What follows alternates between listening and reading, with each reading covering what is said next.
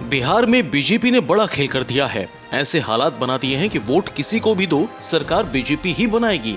आखिर क्या game plan set हुआ है, समझिए। कहीं बिहार में महाराष्ट्र वाला सीन रिपीट तो नहीं होने वाला। पूरे घटनाक्रम को आसानी से समझने के लिए आप हमारे इस वीडियो के साथ बने रहिए। बिहार के मौसम वैज्ञानिकों ने सियासी हालात को ताड़ लिया। ऐसा लग रहा है कि एलजेपी बीजेपी के साथ मिलकर काम कर रही है उन सीटों पर जहां त्रिकोणीय मुकाबले की संभावना है। अगर दलित वोटों का विभाजन होता है तो बीजेपी का समर्थन एलजेपी को जाता है, तो जेडीयू की मुश्किलें उन सीटों पर बढ़ जाएंगी। नीतीश कुमार के लिए विडंबना है कि चौथी बार उनके सीएम बनने का मुख्य विरोध महागठबंधन से नहीं बल्कि बीजेपी की तरफ से आ रहा है। बीजेपी का एक तबका ये मानता है कि नीतीश कुमार प्रधानमंत्री नरेंद्र मोदी की लोकप्रियता पर सवार होकर सत्ता विरोधी लहर को हराकर फिर से सीएम बनना चाहते हैं और बीजेपी इस बार इतनी आसानी से नीतीश कुमार को सीएम पद नहीं देना चाहेगी। चलिए बीते कुछ विधानसभा चुनावों के नतीजों पर गौर करते हैं। एलजेपी ने राज्य में 2005 में हुए विधानसभा चुनाव को अकेले लड़ा था। उस साल फरवरी में हुए चुनाव में पार्टी ने 178 सीटों पर चुनाव लड़ा और 29 में जीत दर्ज की, जिसमें उसने 12.63% वोट हासिल किए।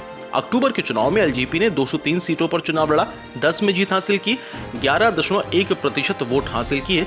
उस वक्त से एलजेपी का जो वोट शेयर है वो घट रहा है। 2010 का विधानसभा चुनाव बीजेपी और जेडीयू ने एक साथ लड़ा। जेडीयू ने 141 सीटों में से 115 सीटों पर जीत हासिल की और उसका वोटिंग प्रतिशत 22.61% था। वहीं 2015 में जेडीयू जब महागठबंधन में शामिल थी, उसने 101 सीटों पर चुनाव लड़ा और 71 सीटों पर जीत हासिल की। इन दोनों विधानसभा चुनावों को देखकर पता चलता है कि जेडीयू ने एनडीए में बेहतर प्रदर्शन किया है, क्योंकि बीजेपी के वोट ट्रांसफर हुए हैं। जेडीयू के खिलाफ चुनाव लड़ने का एलजेपी का मकसद बीजेपी के वोट के ट्रांसफर को रोकना है।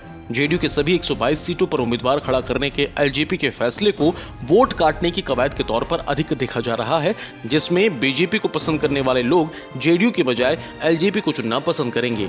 अगर ये योजना काम करती है तो बीजेपी जेडीयू की तुलना में अधिक सीटें जीतकर किंग मेकर के तौर पर उभर सकती है। और बिहार की राजनीति को समझने वाले लोग अच्छी तरह से जानते हैं कि अगर ऐसा होता है तो बिहार की बीजेपी नेताओं का लंबे वक्त से देखे जाने वाला सपना, यानी बिहार में बीजेपी का मुख्यमंत्री, पूरा हो जाएगा।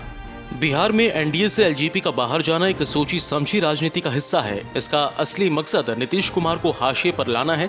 जिस तरह से चिराग पासवान ने एनडीए से बाहर जाने का ऐलान किया, कुछ मायनों में नीतीश कुमार को हाशिए पर रखने के लिए एक प्रायोजित ये एजेंडा लगता है। ये गेम प्लान है जो जेडीयू को नुकसान पहुंचाएगा, जिसमें बीजेपी को अपनी स्थिति को और मजबूत करने का मौका मिलेगा। हाँ, ये भी है कि राष्ट्रीय जनता दल लालू प्रसाद की पैंतरेबाजी की क्षमता के बिना चुनाव में नीतीश कुमार से सावधान है। वाम दल, जो महागठबंधन का हिस्सा है, बीजेपी को बाहर रखने के लिए कांग्रेस के साथ गठबंधन करने के इच्छुक हो सकते हैं। कुल मिलाकर अब यही कहा जा सकता है कि बिहार में आरजेडी, कांग्रेस, बीजेपी, जेडीयू और एलजेपी अपने अपने दम पर कितनी सीटों को अपने पाले में ला पाएंगी, इसका फैसला तो 3 चरणों में होने वाले चुनाव के रिजल्ट, जो कि 10 नवंबर को घोषित होगा, पर निर्भर करता है। जैसा कि हम सब जानते हैं कि राजनीति में कुछ भी असंभव नहीं है, तो हो सकता है कि जैसा महाराष्ट्र में हुआ उसी प्रकार का एक नया समीकरण बिहार में भी 10 नवंबर को देखने को मिल जाए। इंडिया न्यूज़ वायरल की रिपोर्ट।